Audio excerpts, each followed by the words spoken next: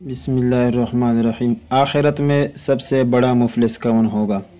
हज़रत अबू हुरैरा रज़ियल्लाहु अन्हु से मरवी है कि हुज़ूर सल्लल्लाहु अलैहि वसल्लम ने इरशाद फरमाया कि तुम जानते हो कि मुफलिस कौन है?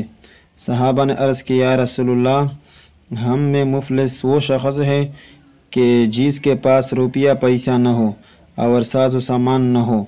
तो हुज़ूर सल्लल्लाहु अलैहि वसल्लम ने इरशाद फरमाया कि मेरी उम्मत में मुफलिस वो है जो क़ियामत के दिन नमाज़ों की इबादत, रोज़ों की इबादत, ज़कात और सदका व खैरात की इबादतों के साथ अल्लाह के दरबार में पेश होगा और हाल ये है कि उसने उसको गाली दी है और उस पर तुहमत लगाई है और उसका माल खाया है और उसका खून बहाया है और उसको मारा है, तो उसको बैठाकर उसकी नेकियों में से उसको बदला दिलाया जाएगा।